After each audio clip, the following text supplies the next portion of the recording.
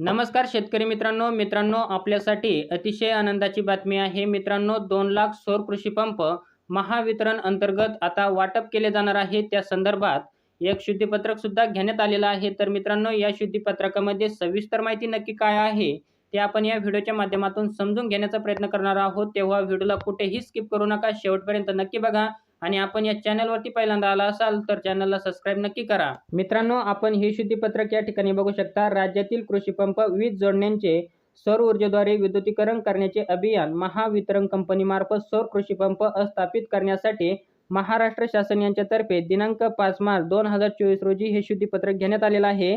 मित्रांनो, केंद्र शासनाने दिनांक 30/8/2022 च्या व दिनांक 19/1/2024 च्या केंद्र शासनाच्या आदेशान्वये महावितरण कंपनीस मंजूर केलेल्या 2 लाख पारेषण विरहित सौर कृषी पंप राज्यातील मागणी नोंदवलेल्या प्रलंबित कृषी पंप विद्युत जोडण्यांच्या पूर्ततेसाठी पेड पेंडिंग आणि पीएम कुसुम घटक ब योजनेच्या पोर्टलवर शेतकऱ्यांकडून आतापर्यंत प्राप्त झालेल्या अर्जातून ज्येष्ठतेनुसार आणि योजनेच्या निकषानुसार महावितरण कंपनीकडून स्थापित करण्यास मान्यता ही देण्यात आली आहे। आणि त्याच अनुषंगाने 9 जानेवारी 2023 च्या शासन निर्णयानुसार महाऊर्जाने पीएम कुसुम घटक ब साठीच्या पोर्टलवर महावितरण कंपनीस तातडीने ॲक्सेस द्यावा।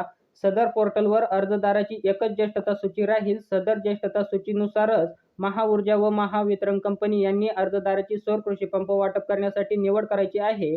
त्यानुसार पोर्टलमध्ये आवश्यक ते तांत्रिक बदल तातडीने करण्यात यावे असे आदेश या ठिकाणी देण्यात आलेले आहे। मित्रांनो, आपण या ठिकाणी बघू शकता, राज्यातील कृषी पंप वीज जोडण्यांचे सौर ऊर्जेद्वारे विद्युतीकरण हे महावितरण कंपन्यांमार्फत करण्यात येणार आहे। म्हणजे आता सौर कृषी पंप हे महावितरण कंपन्यांमार्फत आपल्याला वाटप केले जाणार आहे आणि याच्यासाठी आता 2 लाख सौर कृषी पंपासाठी मंजुरी सुद्धा देण्यात आली आहे। तसेच ज्या शेतकऱ्यांनी पीएम कुसुम योजनेच्या पोर्टलवर अर्ज केले होते तर त्यांना सुद्धा या योजनेमध्ये सहभागी केले जाणार आहे। तर मित्रांनो, आपल्याला हा छोटासा व्हिडिओ आवडला असेल तर चॅनलला लाईक, शेअर, सबस्क्राइब नक्की करा। आपण असेच नवनवीन योजनांचे नवनवीन अपडेट घेऊन येत असतो। जय हिंद, जय महाराष्ट्र।